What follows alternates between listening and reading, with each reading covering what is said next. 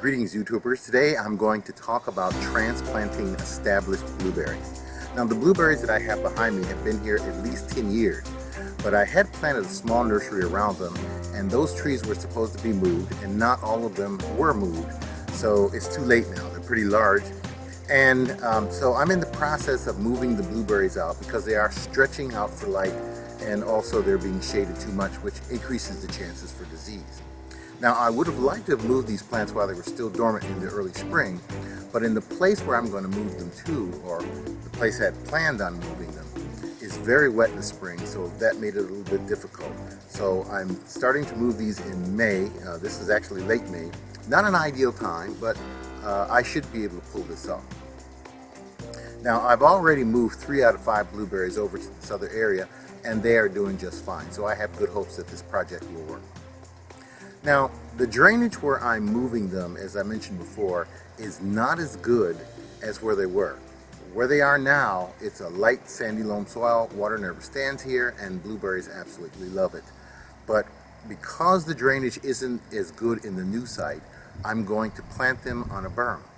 And at least I won't have to worry about the shade problems anymore. Now, a berm also tends to dry out faster, so irrigation is going to be very important.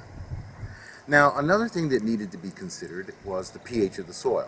And whether I was in the sandy soil here or the clay soil, both locations were in the 7s, which is what we call alkaline.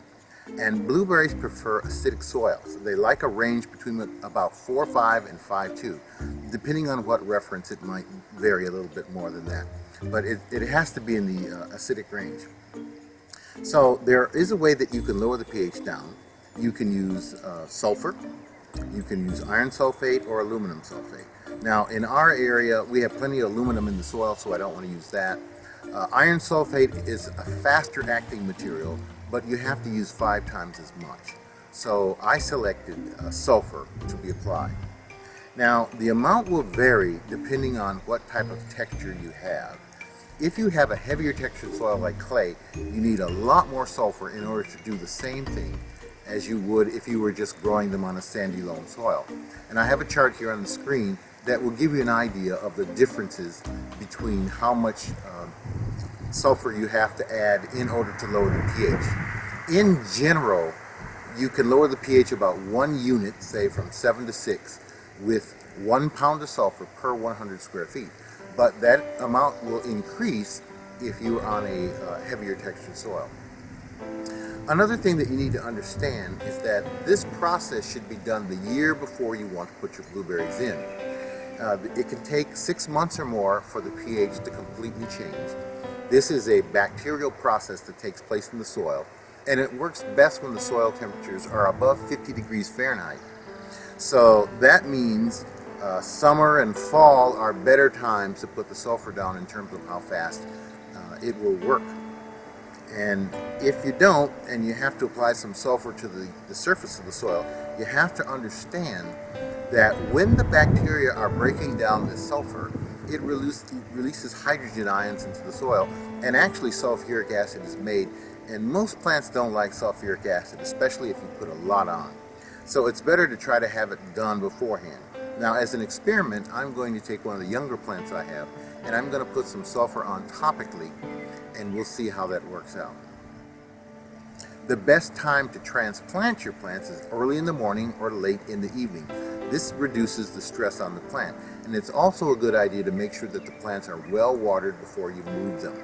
Blueberries don't have root hair, so they're very susceptible to drought, so you want to be sure that they are moistened before you move them. But the problem with doing that will tend to make the root ball a little heavier. So you want to balance it out. I guess I would lean more toward having the plant in better condition.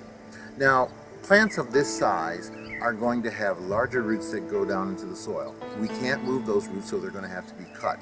So you may have to use loppers, and you want a nice clean cut so that the wound will heal quickly. Once you have your plant out of the ground, you want to move it to the new site as quickly as possible and get it planted as quickly as possible. We usually don't have the plant out of the ground more than about 10 minutes. So we dig the hole, Then I add some organic matter from a mulch pile that's kind of broken down, and blueberries love organic matter. People will even dump raw sawdust into the hole, and you would think that would cause problems with nitrogen, but the blueberries do just fine. I had a commercial grower that did this.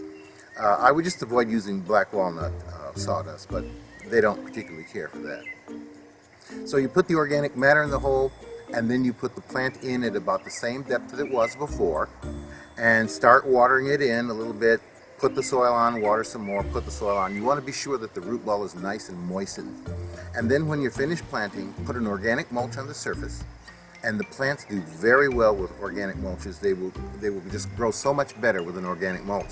And in the case of perennial beds, we normally will take the mulch off when it starts to degrade. But in the case of blueberries, you leave it on and just put new mulch on the surface. And this will also help to conserve moisture and help keep the weeds under control. Now you'll notice that I didn't mention anything about putting fertilizer in the hole. We don't fertilize when we plant, but blueberries are normally fertilized in the spring before growth starts, or at least try to get it done by the time they're blooming. And we're kind of beyond that now, but we still have maybe a little time, because once we get to June, we want to stop fertilizing our blueberries. I may even wait till next year because they should be fine. My main thing is getting them established. Once the plants are in, I will water just about every day because it's been in the 80s and quite sunny. As the plants get established after about a month or so, I will cut back to about once a week depending on what the weather and rainfall is like. If you're not very good at following up on getting the watering done, you might want to put down a drip hose, and you can even attach it to a timer which will do your watering automatically for you. And since it's a drip hose, it doesn't really matter at what time you put it on, although the plants will best benefit if you put them on or turn it on at the time that the stress is at the highest level, which is usually sunny days, mid-afternoon. If you were using an overhead watering system, early morning or late evening is better because the winds are lower and you'll get better deposition of your water. So these are the tips for moving blueberries, and I'll check in a little bit later so you can see how they're doing. This is Gary Heilig. I will see you later.